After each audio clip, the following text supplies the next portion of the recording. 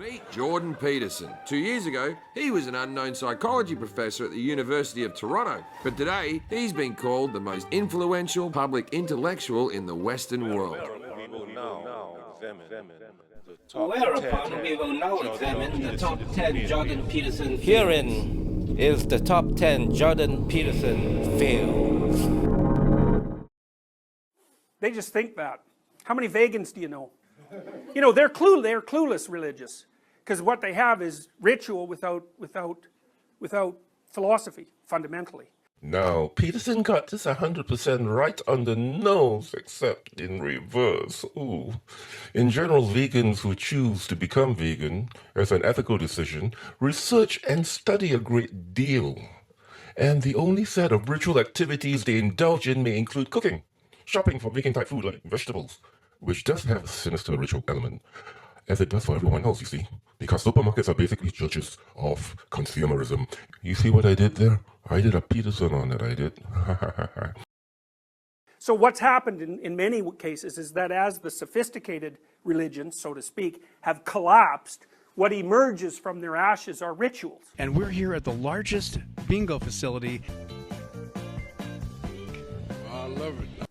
And rituals are sort of the ground out of which a religion emerges. Vegans, vegetarians, environmentalists, anybody who's an ideologue. His sentences are so funny, hilarious. He can tell his fan base that apples are actually oranges unless they are grapefruit, and they'll accept it. These sentences have this structure. A collapses, B emerges, and B is the ground which A emerges. Lentil soup, A, gets cold, collapses. All goes bad. And what arises are stomach aches. B emerges, and out of stomach aches, we get lentil soup. Paper, A, burns, collapses. You get ashes, B emerges from, and B the ground in which A emerges. So from the ashes, we get paper. Yes. Huh? Unbelievable. But since Jesus Peterson said it, it must be true. Still, we just gotta have. But veganism, true and proper, demand that no one take anything on any faith. If we stretch the definition of vegan to also include the vegans who are dance or fitness advocates, then we see the nefarious ritual element at work. Fitness and dance have by appearance at least a semi-resemblance to ritualism, as found in various religions around the world. Wave arms, kneel here, walk there, circumambulate, put your left foot in, put your left foot out, pirouette, pump iron, get dunked in holy water, tummy crunches, pray 5 times a day, face Mecca, eat 2 cookies, low carb, high carb. It never ends. But not all vegans are fitness buffs, and not all fitness buffs are vegan. So there you go. So why does Dr. Petticoat say things like this that are obviously, verifiably untrue? Well, Peter Dick's PhD makes everything he says all is true, doesn't it? Which leads us to number 9 on this list of the top 10 Jordan Peterson fails, which is the universality of religiosity.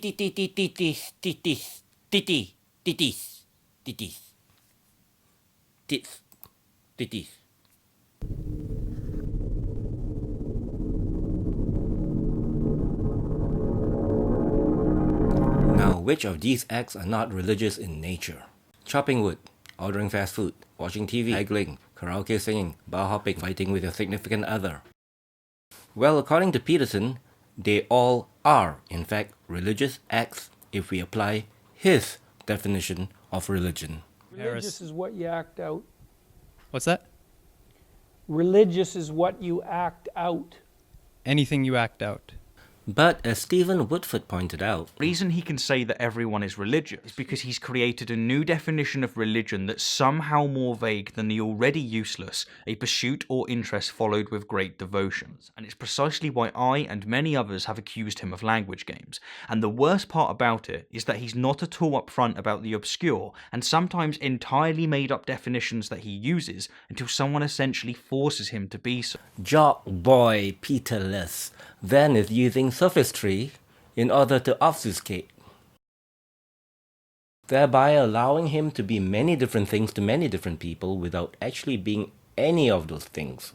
Is that he's not at all upfront about the obscure and sometimes entirely made up definitions that he uses until someone essentially forces him to be so.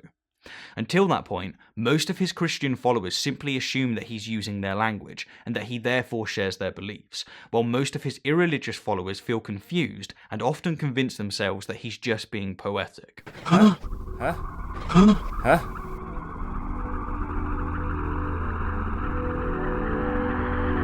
Rather than using the colloquial definition of truth, that being that which is in accordance with reality, he's created a new definition of truth, that being that which promotes reproduction. The reason he can say that the Bible is more real than real... A great novel is more real than real. Harlequin novels? Written porn? 50 Shades of Grey. No, Harry Potter. Harry Potter is the most meta of them all, because, as you know, Harry is like way hotter than Jesus. And a collection of stories like the Bible. Or the 50 Shades of Grey trilogy. Hubba hubba. Whapow! Whapow! That's more real than meta-real. What's more real than meta-real? Meta-real. Doesn't matter if meta-real, or it's not really real at all anymore. Once we have 3 to 4 times removed from real itself, let's get back to real. Does real even exist? If I kick you in the butt, is that real or is that meta-real?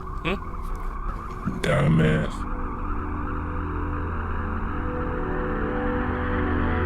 Our culture is predicated on the idea of God, and that you can't just take that idea away and expect the thing to remain intact mid-air without any foundational support. Central to the dogma promulgated by right-wing fundamentalists, whether or predominantly Christian bent like Peterson and YouTube Christian pastors, is the misleading notion that all of Western culture's ethics is founded on either Judaism. The values that resonate most with human beings are eternal.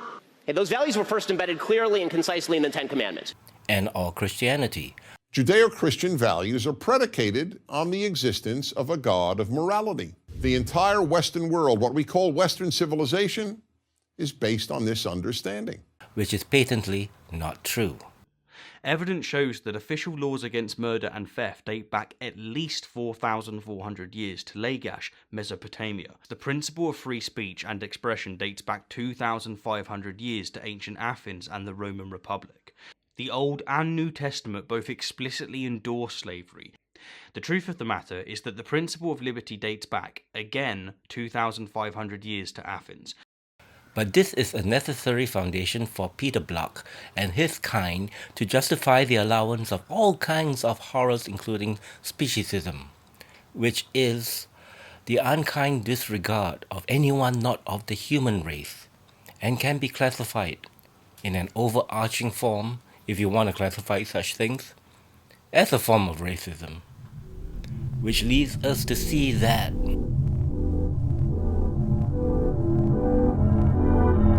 the dude don't give a flying fuck for animal rights. Animals don't have rights. The dude don't give a flying fuck for animal rights. A right is defined as being in accord with what is just or good, something to which one has a just claim, and that which is in the cause of truth and justice. Any being, human and animal, has the right to a life free from suffering. Unjust imprisonment, slavery, torture, execution, has the right to freedom and mobility, has the right to love and to be loved.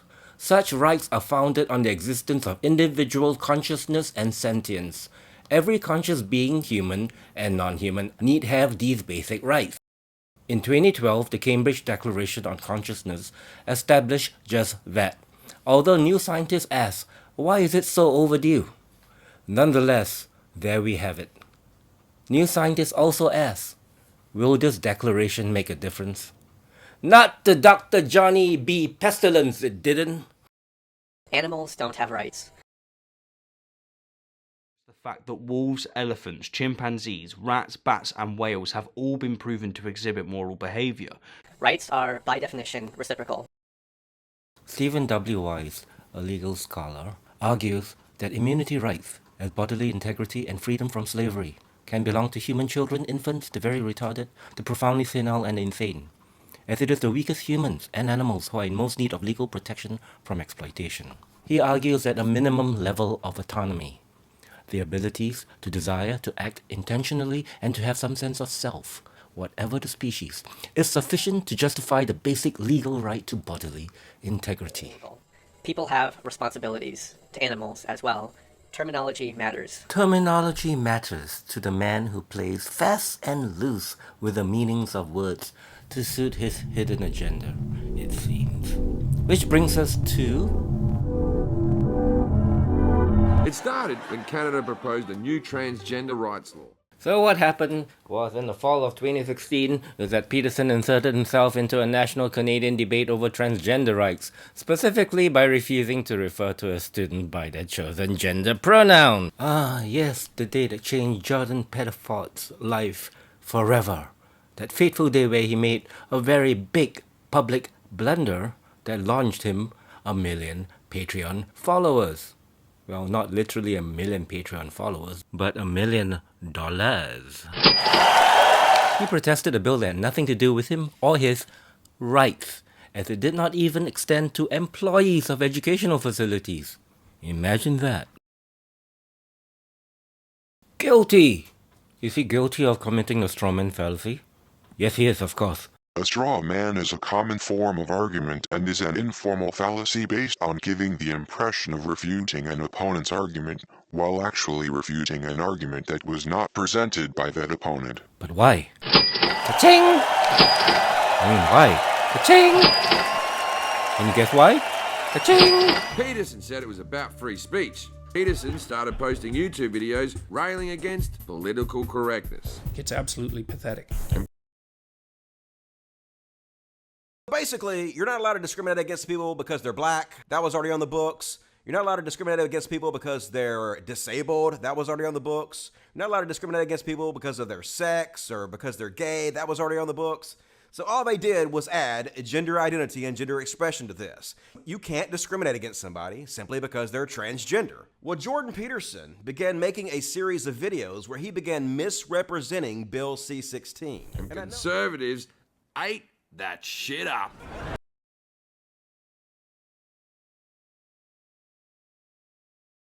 I am not going to be a mouthpiece for language that I detest. And that's that! And you didn't even have to. Not at all. And you must have known that. You're no dummy. You make a series of false accusations, they make you wealthy and famous, just as you intended. Now isn't that the real truth here? Jordan Peterson! Please consider making a tax-deductible donation. Ka-ching! I tend to agree with this guy, Julius Ahrens, who's a doctoral student at Florida International University, who answered this question, what is your review of Prager University, at the well-known question and answer website Quora. And when he said, Prager University, so-called, is little more than a corporate ad campaign for conservative anti-intellectualism. Dennis Prager is a rich, buttocked, right-wing talk show host who started a YouTube series of videos which takes place in a fake college campus he calls Prager U. Well, Prager to you too, Prager. Jordan Bertha Peterdaughter, who no one has to respect because he says he won't respect anyone if they had not managed to earn his respect. And who we can name whatever we damn well please, because otherwise, damn it, our freedom of speech will be compromised, and we will not allow our freedom of speech to become compromised. Like so many Petersonian public lectures. Just a bit of levity there. Petersonian public lectures are totally compromised, if you know what I mean. Let's not allow that to happen to our divine freedom of speech. Take that, Peter Cunt! Despite protestations to the contrary, Georgina Peterson nested himself deep into the bosom of the American right-wing tribe, so guilty of the very identity politics he accuses others of. Why he himself is merely manifesting the prejudiced outrage of being white, North American conservative, upper middle class, Judeo-Christian, sort of. That Jesus rose again from the dead. Literally. And heteronormative, and not being universally worshipped for being those things. These traits identify Prager also, as they do all right-wing conservative tribesmen. Identity politics? Yes. I watched Dave Rubin imply that businesses should be allowed to ban homosexuals. Christina Hoff Sommers suggested gender inequality is negligible in the workplace, and Mike Rowe advised young people to give up on their dreams. Based on those observations, I can only conclude one thing. If you speak for Prager, you're a corporate shill. Hate groups like the alt-right became some of his biggest fans. So Peterson lodges his little self into the Prager to promulgate his toxic memes. Probably the most toxic of them so far include: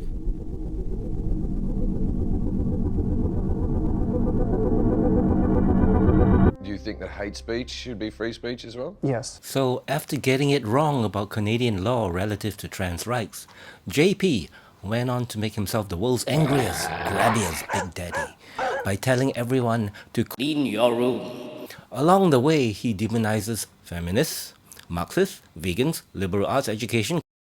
You may not realize it, but you are currently funding some dangerous people. They are indoctrinating young minds throughout the West with their resentment-ridden ideology. They have made it their life's mission to undermine Western civilization itself. Cosmetics, hot young girls, anyone who dared to critically review his public work. Jordan called Mishra a sanctimonious prick, an arrogant, racist son of a bitch, a peddler of nasty, underhanded innuendo. Fuck you, and I wanna slap you, slap you, slap you, slap you, slap you. Boiled cabbage, Jackie Chan movies, and jazz rock fusion music. Just kidding on the last three. He also seriously suggested that young men who can't get a girlfriend and are very, very, very, very angry about it be given a wife. A wife who legally need to behave in the marriage as if she was in a highly controlled 1950s-style male-dominated marriage. Also, it seemed the phrase enforced monogamy having two very different meanings, and he played both off against the other. One was legal enforcement, and the other was our usual social inclination to have monogamous relationships. He is actually very passionately concerned in getting young men who lack social skills laid. He does not wish the same for people suffering from great poverty and social injustice. He does not wish for them to get laid, probably, but also he does not wish they get economic parity. But boys with blue balls, now that is the real tragedy. And the fucking feminists, they just don't get it. Men run the world cause men are just better at it. Why? If we let women run things, we'd end up with catastrophic global warming and a collective history of violence and injustice and weapons that could destroy the planet and...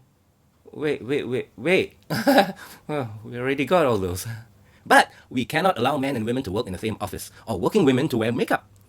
That is just an out-and-out invitation to get raped. I tell ya, raped! And don't get him started on those transgender deviants.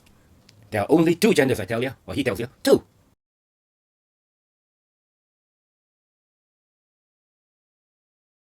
And to hear him tell the truth about humans, quote, "You have an evil heart. You have an evil heart, like the person next to you. You have an evil heart, like the person next to you." How does he speak? Like that Ray Romano on helium voice. You have an evil heart, like the person next to you. Yes, you do. Don't act as if you don't, you evil, evil piece of...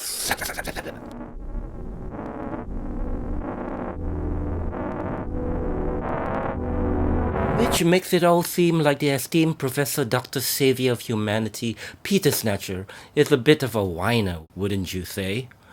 The doctor steeped in Jungian psychology has not been able to identify within the nicotine black smoke of his own heart the very deceits and deviancies he so likes to accuse others of. Fascism, injustice, irrationalism, bullying. You would think all these traits could be considered good by people who measure success in monetary and social reward terms alone, but everything listed here so far do indeed spell out a failure more real than failure itself.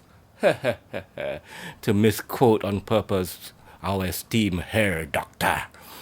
The moral failures of one Dr. Jordan B. Peterson is only eclipsed by his staggering lack of genuine intelligence and insight, despite what his millions of blind and deaf and dumb followers may erroneously believe him to be.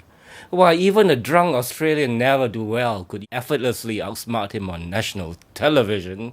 Which brings us to our number one. Caught between a logical inconsistency or an illogical consistency, JP in a rare state of humility gets into comedian Jim Jeffries. Making people bake a cake for a gay wedding. Making them do it? Yeah. I don't think that's a very good idea. But here's the argument, so should they be able to deny making a cake for a black couple if they don't like black people? Allowed to? Probably. That doesn't mean it's right. Okay, so then we had the civil rights movement, where they said black people, you had to serve them in your restaurants and stuff like that, and it did work, and it did make our society better, but would you argue that that still wasn't right? No, that was right. Why is that different to now if you didn't want to make a cake for black people? Maybe it's not. Maybe it's not different.